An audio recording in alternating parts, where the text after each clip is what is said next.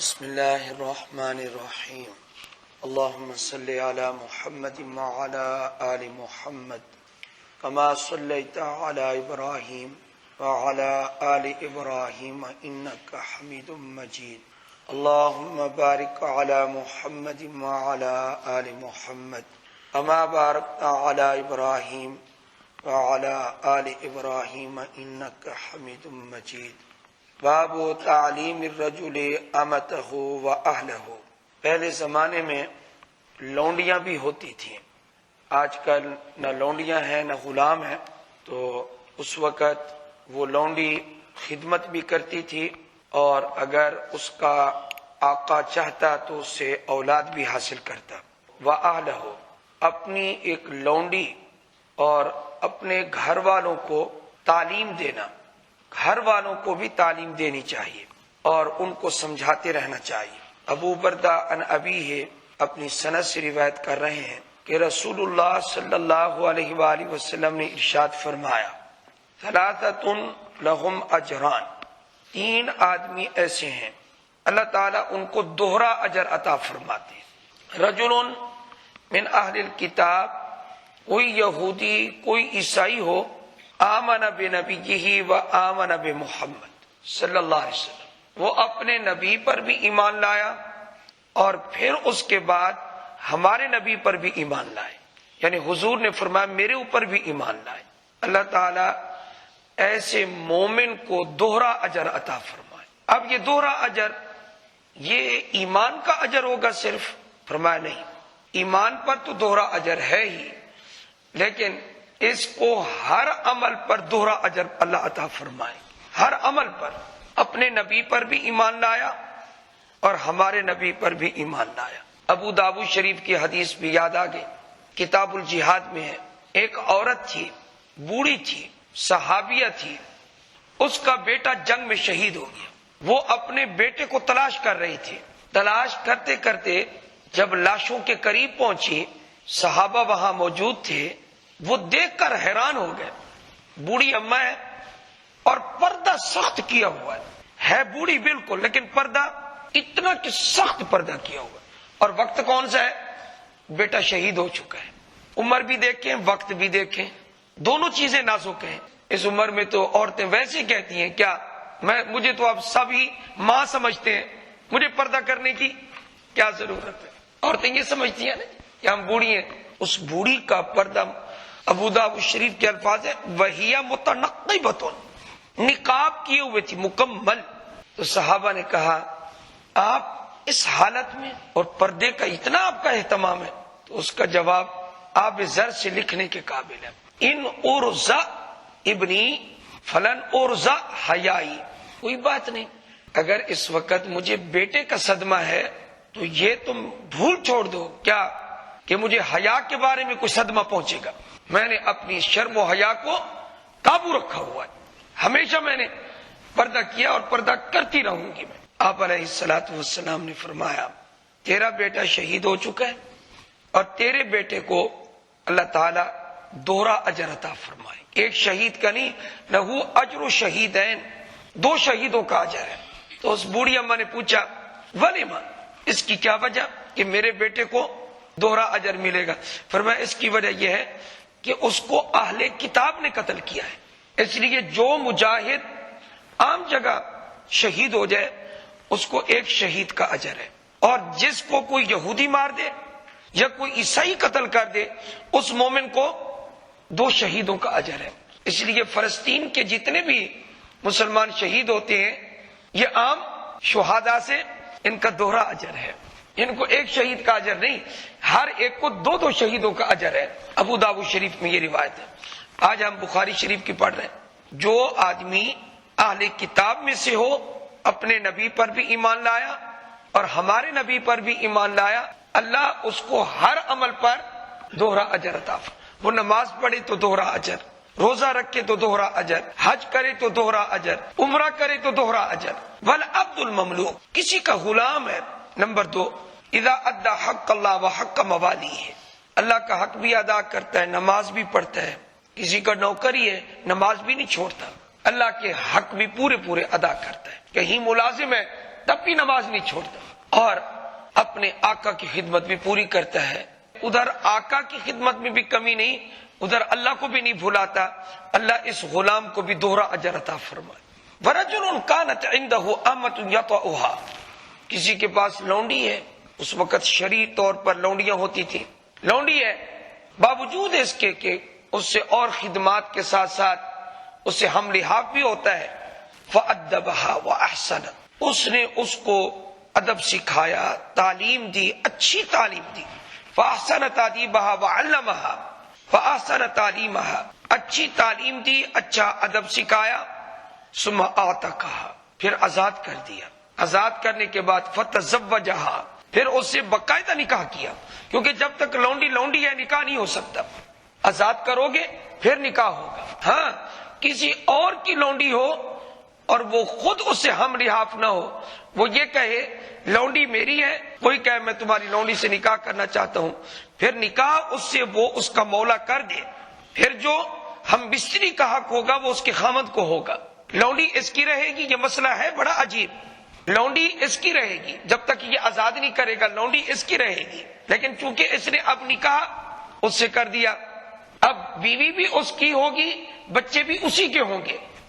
البتہ اس کا فائدہ اس کو یہ ہوگا کہ اس لونڈی کا مہر اب مولا لے گا, لونڈی نہیں لے گی. اب یہ مسائل ہیں آج کل آپ کو عجیب لگ رہے ہوں گے, اس وقت یہ سارے تھے. ایک آدمی کہتا ہے کہ میں مکہ المکرمہ گیا, وہاں جب پہنچا تو میں نے دیکھا ایک جھمگٹا لگا ہوا ہے, لوگ کسی سے سوالات کرتے ہیں اور آگے سے وہ جواب دیتا ہے. ایک بزرگ بیٹھے ہوئے ہیں, میں بھی قریب ہو گیا. میں نے کہا کہ یہ کون ہے؟ مجمع میں سے ایک سے پوچھے یہ کون ہے؟ اتنا رش ہے, لوگ ان سے استفادہ کر رہے ہیں. انہوں نے کہا کہ یہ شخص یہاں کا نہیں ہے, حج کرنے آیا ہوا ہے اور یہ بہت بڑا فقیہ ہے. لوگوں کو پتہ چلا تو لوگوں نے پوچھنا شروع کر دیا کہ آپ ہماری رہنمائی کریں. انہوں نے کہا ان کا نام کیا ہے؟ ان کا نام ہے امام ابو حنیفہ رحمہ اللہ. کہ میں نے تعریف ان کی بڑی سنی ہوئی ہے. ایک مشکل میری بھی ہے, میں ایک مسئلہ پوچھتا ہوں, آج تک مجھے اس کا کسی نے حل نہیں بتایا. میرا بیٹا ہے, اس نے مجھے پریشان کر رکھا ہے. میں مالدار ہوں, بیٹا ہے, اب مالدار کا ہو بیٹا اور باپ نے تربیت نہ کی ہو, باپ نے یہ سوچا ہو میں اس کو عیش کراؤں گا, صرف عیش کراؤں گا, جو سوچ لینا میں عیش کراؤں گا, وہ آخری عمر میں باپ کو عیش کرائے گا اگر باپ تربیت نہ کرے تو. اس لیے ایک صحابی رضی اللہ تعالیٰ عنہ کو فرمایا اپنا عصا نہ رکھنا, عصا لٹکا رہے تیرا, کبھی ضرورت آ جائے تو 2-4 لگا دینی چاہیے. آپ کہیں گے مولوی صاحب آپ مولوی لوگ ایسے جذباتی ہو جاتے. حدیث پاک میں نہیں ہے کہ 7 سال کا بچہ ہو تمہارا, اس کو نماز کا حکم دو, اور 10 سال کا ہو پھر بھی نہ پڑھے تو اس کو لگاؤ اس کو. تو یہ عیش کراتے ہیں نا بچے, پھر بعد میں ماں باپ کو تنگ کرتے ہیں, یہی تنگ کرتے ہیں. اس لیے آپ پیغمبروں کی دعاؤں میں غور کریں. آپ ہنالک دعا زکریا رب ہب لی من لدنک ذریۃ طیبہ, اے اللہ مجھے پاکیزہ اچھی اولاد عطا فرما. آنکھوں کی ٹھنڈک, قرۃ اعین, آنکھوں کی ٹھنڈک. وہ مالدار تھا, وہ اس نے بچے کو عادی کر دیا. کہا اس کا نکاح کرتا ہوں, یہ طلاق دے دیتا ہے, اور لاؤ میں اور سے کروں گا, میں ہر وقت ٹھیکیدار ہوں, میں اب اس کا بڑا پریشان کر رکھا. اگر لونڈی خرید کر اس کو دیتا ہوں, یہ لونڈی کو آزاد کر دیتے ہیں, وہاں بھی میرا پیسہ ضائع ہو جاتا ہے. آپ سمجھ گئے اس آدمی کی مشکل. نکاح کرتا ہوں تو طلاق, دوسرے دن تیسرے دن 1 مہینے کے بعد چل طلاق ختم. اور اگر لونڈی خرید کر دیتا ہوں تو لونڈی آزاد, 2 دن 3 دن کے بعد لونڈی آزاد. میں بڑا پریشان, اور آج تک کوئی بندہ مجھے اس کا حل نہیں بتا سکا. میں کیا کروں؟ انہوں نے کہا پوچھ لے امام صاحب سے, یہ پوچھ لے, آئے ہوئے موقع ہے, حج کا موقع ہے, لوگ پوچھ رہے, تو بھی پوچھ لے. وہ جب آگے بڑھا تو اس نے کہا جی میرا سوال یہ ہے کہ میرا لڑکا ہے, اس طرح اس نے مجھے پریشان کر رکھا ہے. وہ آدمی حیران ہو گیا, ابھی میرا سوال ختم ہی ہوا تھا کہ امام صاحب نے یہ جواب دیا رحمہ اللہ.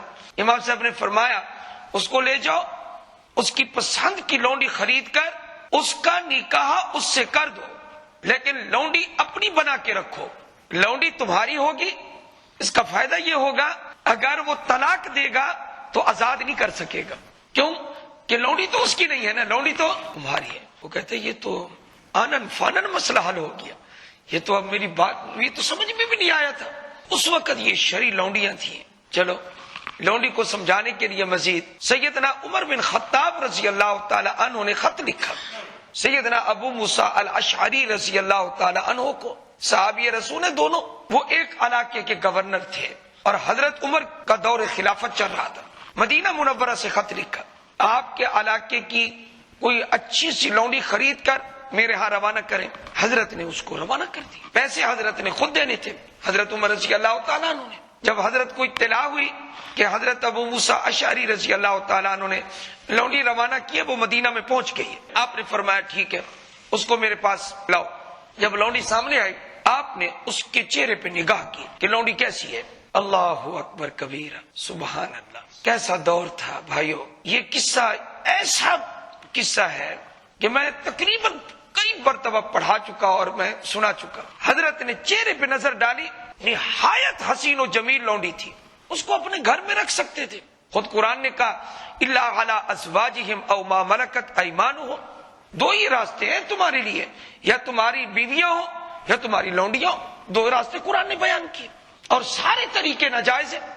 سیدنا عمر نے دیکھا کہ لونڈی حسین و جمیل ہے، فوراً کہا انت حر للہ انت عتیق للہ، جا میں نے تجھے اللہ کی رضا کے لیے آزاد کر دیا. اتنی دور سے لونڈی منگوائی پھر اس کو آزاد کیا. لوگوں نے پوچھا حضرت یہ کیا ہوا؟ فرمایا کہ جب یہ سامنے آئی تو قرآن مجید کی ایک آیت میرے سامنے آ گئی، لن تنالوا البر حتى تنفقوا مما تحبون. اس وقت تک تم کامل نیکی نہیں حاصل کر سکتے جب تک اپنا محبوب مال اللہ کے راستے میں خرچ نہ کر دو. تو یہ لونڈی مجھے اچھی لگی، میں نے کہا اچھی چیز کو تو اللہ کے لیے آزاد کر دینا چاہیے. میں نے اس آیت پہ عمل کیا.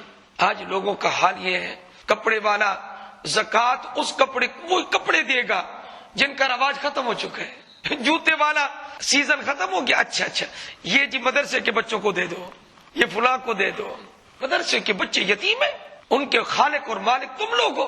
ایک ایک لقمہ جو ان کے پیٹ میں جائے گا یہ میرا رب پہلے فیصلے کر چکا ہے. اگر ہمارے بس میں ہو ان کی حرکات جو ہے جو اللہ کے راستے میں ردی قسم کا مال دے دیتے. ایک تو ہے نا زکوٰۃ کے علاوہ آپ کسی کو اپنے کپڑے اپنا جوتا کسی غریب کی مدد، وہ ایک الگ بات، وہ چھوڑ دیں. لیکن آپ نے وتیرہ ہی یہ بنا رکھا ہے کیا جب میں زکوٰۃ نکالوں گا تو ردی مال نکالوں گا. یہ ٹھیک نہیں.